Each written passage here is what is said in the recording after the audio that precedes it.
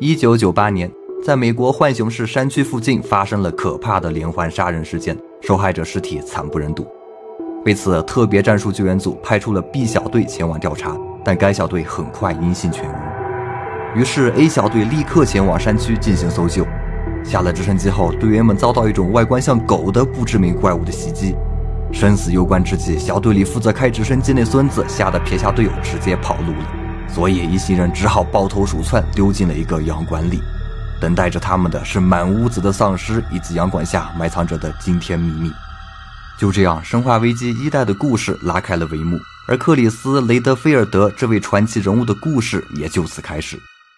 克里斯是生化危机1代的主角之一，另一个主角是他的队友吉尔，他俩是整个生化危机系列最早的主角了，均出现在系列的多部游戏之中。不过这期视频我们只讲克里斯。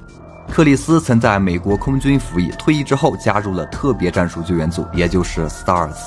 生化危机1代的剧情就是讲克里斯与队友们被困在了一座洋馆里，随后一边打僵尸找出路，一边发现了这座洋馆的秘密。这座洋馆其实是医疗业巨头安布雷拉公司的秘密实验室，他们在这里进行着不可告人的生化武器研究。由于某种原因，生化病毒发生泄漏，感染了洋馆里的研究人员，所以这里才变成了这么一个温暖的丧尸之家。而克里斯一伙人能到这来做客，也不全是意外，也是幕后黑手威斯克队长的安排。这个威斯克队长其实是个二五仔，是他故意把队员们引到这儿来的，目的是收集小队成员与洋馆里的生化兵器暴君的战斗数据，并以此讨好安布雷拉的敌对公司。然而最后威斯克首当其冲，成为了暴君的猎物，惨遭捅死。而主角克里斯一伙人经过一番大战，最终消灭了暴君，并在洋馆的爆炸火光中乘上直升机逃脱。这次洋馆事件让克里斯见识到了生化武器的可怕，作为幸存者的他将开启自己反生化恐怖主义的一生。生化危机1是1996年的作品，那个时候的游戏剧情表现力没现在这么成熟，所以我们不太容易从游戏中看出克里斯的什么特点，只知道他是一个年轻的特警而已。不过我们可以从生化危机1的官方小说中看出一些东西。这部小说由 SD 佩瑞所写，内容比较忠实于生化危机1原作游戏，同时还加入了很多细节上的描写。在书里，克里斯长相俊俏，能力出众，是一个挺有魅力的角色。更重要的是，他是一个暖男，总是挂念着失踪的伙伴，在女队员瑞贝卡面前也表现得温柔体贴，像个可靠的大哥哥。他这种会照顾人的性格可能跟他有个妹妹有关吧。克里斯的妹妹叫做克莱尔，是生化危机2的主角之一。在2代里，克莱尔一直联系不上哥哥克里斯，所以跑去浣熊市警察局找他了。而那个时候正是洋馆事件的2个月之后，当时的克里斯并不在工作单位上，他跑去了欧洲调查安布雷拉公司了，所以克莱尔扑了个空，还卷进了一系列可怕的事情里。虽然克里斯在2代里并没有直接出场，不过我们可以在2代警察局里的斯塔尔兹办公室，也就是克里斯的工作单位上找到跟他有关的东西。我们先来找找他的办公桌是哪一张啊？这张桌子上放着几个印有枪械图案的盒子，应该是枪械迷巴瑞的桌子。这张桌子收拾的比较干净，从上面放着的这顶贝雷帽来看，这应该是吉尔姐姐的桌子。而在吉尔旁边的这张就是克里斯的桌子了。桌子上凌乱的放着几张 CD， 旁边还挂着一件骚气的皮外套，地上放着一把电吉他。看来克里斯私下也是一个比较有朋克气息的小青年啊，在他穿上制服执行任务的时候还真看不出来。另外，办公室里还有一封克里斯写给队友们的信，信里他跟队友说他在欧洲度假玩得很开心，还炫耀自己泡了妹子什么的。克莱尔读完这封信后表示，这不像是克里斯会说的话。他说的没错，克里斯可不是一个会炫耀自己泡妞的人，他其实并没有像信里写的那样去度假去泡妞什么的，而是如我之前所说，私下跑去欧洲调查安布雷拉了。他之所以在信里说这么僵硬的谎话，主要是不希望朋友们为他担心，尤其是不想让妹妹克莱尔担心。他想去揭发安布雷拉的邪恶阴谋，同时又不希望妹妹卷进这些事情里。从这些细节上能看出克里斯实在是一个很会为别人着想的人，同时还有着强烈的正义感。接下来就到生化危机代号维罗妮卡的故事了。在2代里，克莱尔不是没找到哥哥吗？所以在这一座里，这个找哥狂魔又接着去找了，但这次他还是没能找到哥哥，反倒被安布雷拉的人给抓住，关在了一座岛上。游戏的后半段，克里斯得到消息后果断前去拯救妹妹，有一种英雄登场的感觉。这一座的克里斯模型比较清晰，看起来细皮嫩肉，白白净净的，是属于让人流口水的类型。找到妹妹以后，从他俩的互动中能看出这对兄妹感情确实不一般。在面对可怕的 BOSS 时，克里斯也几次让妹妹先走，自己一个人留下来应对，实在是一个可靠的大哥哥。另外，这座游戏里克里斯的老队长威斯克又一次掺和了进来。他在1代里被暴君捅了以后，利用病毒复活了，还获得了超人般的能力。这座里他跑到这座岛上抢夺病毒，正好遇上了克里斯，于是这两个老冤家展开了一场男人之间的对决。克里斯在肉体上明显拼不过与病毒融合了的威斯克，不过这场较量草草结束了，没能打到最后，他们之间的恩怨将会在以后了结。最后跟妹妹一起离开的时候，克里斯留下了豪言壮语。 There's still something we've got to do. You mean? Yeah, it's payback time. We've got to destroy Umbrella. Now, let's finish this once and for all. 看来他即将在打僵尸的道路上越走越远。在随后的《生化危机：安布雷拉历代记》中的新剧情里，克里斯和吉尔收到情报，得知安布雷拉公司又在研制一种新的生化武器了。于是他们立刻赶往实验室，一通乱射之后，又一次阻止了安布雷拉的计划。克里斯对安布雷拉的一系列打击，加速了这个公司的灭亡，最终使安布雷拉走向了倒闭。不过这并不代表生化恐怖就此终结，世界各地依然有不法分子利用生化武器兴风作浪，克里斯的战斗远没有结束。接下来按照时间顺序该讲《生化危机启示录》里的克里斯了。可能是之前被老魏的体术揍得有点惨，所以回来以后他开始苦练肌肉了。在这一座里，31岁的克里斯已经从令人流口水的小鲜肉向着肌肉大叔的方向转变了。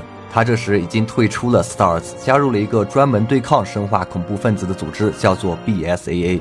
当时打击生化恐怖的组织除了 BSAA 外，还有一个 FBC 组织。然而 FBC 的老大摩根为了引起民众们对生化恐怖的关注，居然跟生化恐怖组织勾结起来，引发了可怕的生化袭击事件，造成了很大的动荡。这种二五仔行为实在让人很难理解。克里斯跟队友们经历了一系列扑朔迷离的事情之后，找到证据揭发了 FBC 老大。最后 FBC 解散，里面的很多成员加入了 BSAA，BSAA 也因此成为了更专业、规模更大的反生化恐怖组织。接下来就到《生化危机5》了，这是克里斯比较重要的一部游戏。在这一作里，克里斯跑到了非洲去打击生化恐怖分子。此时37岁的克叔已经彻底告别小鲜肉，变身成肌肉猛男了，一拳能撸飞好几个丧尸。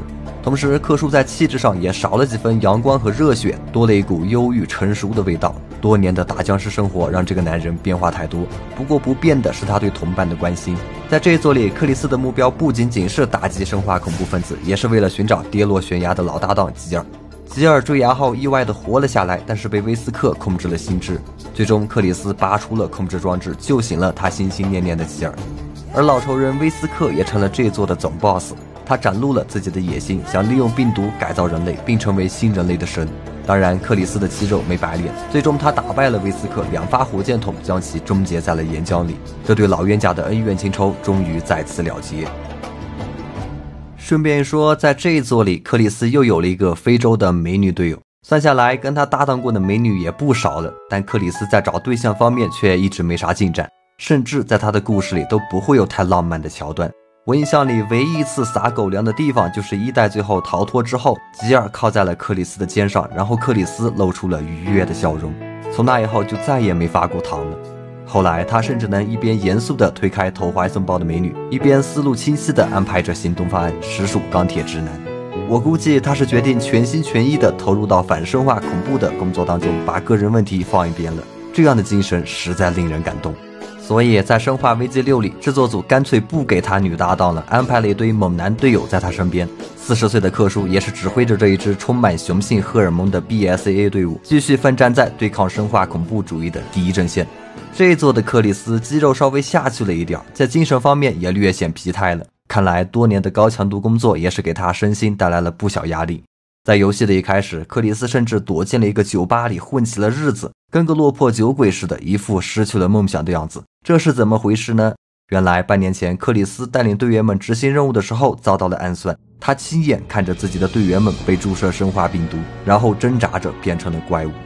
我们也知道克里斯是一个非常在乎同伴的人，所以当时的景象给他造成了巨大的心理伤害。他愣在原地，被队友变成的怪物揍飞，烧了脑袋。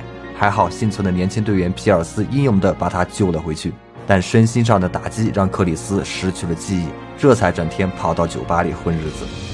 当然，这个世界是不允许克里斯混日子的。生化危机6里，卡拉和西蒙斯发动了波及全球的生化危机，这个世界仍然需要克叔去拯救。所以队员皮尔斯去酒吧里找到了克叔，让他想起自己的使命，让他继续扛起反生化恐怖的大旗。回到工作以后，克里斯渐渐恢复了记忆，于是他一边承受着挥之不去的阴影，一边带领着队员们行动。他变得急躁了起来，迫切地想要追拿之前害死他手下的凶手，结果做出了一些不那么冷静的指挥，将自己和队友置入了更加危险的境地。看得出来，他已经不再是那个自信满满无所不能的克里斯了，队友的牺牲对他影响实在太大。记得他曾经跟队员们说过这样的话， Now each and every one of you may be ready to die for our cause, but it's my job to make sure we all get through this alive. No one gets left behind. Not on my watch. Understood? Yes, sir. 这段话听起来十分鼓舞人心，但最后却成了没有能够实现的承诺。打击生化恐怖的道路实在是太过危险了，牺牲在所难免，而每一个队友的牺牲都给克里斯造成了巨大的心理伤害。这些伤害常年累积起来，终于使那个阳光坚定的青年变成了如今这个阴郁的大叔。记得生化危机5击败了威斯克后，克里斯曾说过这样一段话， More and more I find myself wondering if it's all worth fighting for. For a future without fear? Yeah, it's worth it. 在他看来，同伴的笑颜就是守护这个世界的价值，但或许这本身就是矛盾的。在守护世界的过程中，他看到更多的不是同伴的笑颜，而是同伴的牺牲。他不得不眼睁睁地看着同伴死去，甚至不得不把枪口指向变成了怪物的队友。这对于克里斯来说实在是太沉重了。也许他们这一行还真得心狠手辣的人才干得下去，克叔已经力不从心了。最后他决定不再让这场战争阴魂不散地困扰着他，他决定干完这次就把担子交给年轻的皮尔斯。这个拯救过世界的男人，击败他的不是可怕的生化兵器，而是一个个队友的离去。克叔和皮尔斯最后的目标是干掉一个巨型生化武器，他们绝不能让这个玩意儿跑到外面去祸害人间。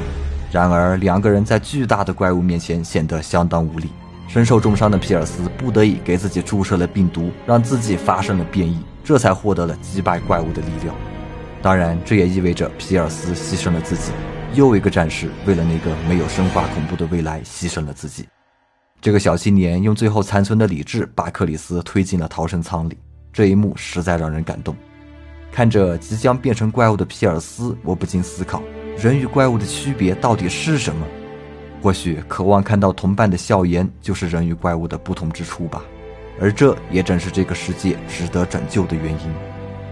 这么一想，我突然觉得心狠手辣的人还真干不了他们这一行，因为那些心狠手辣的人跟怪物并没有什么区别。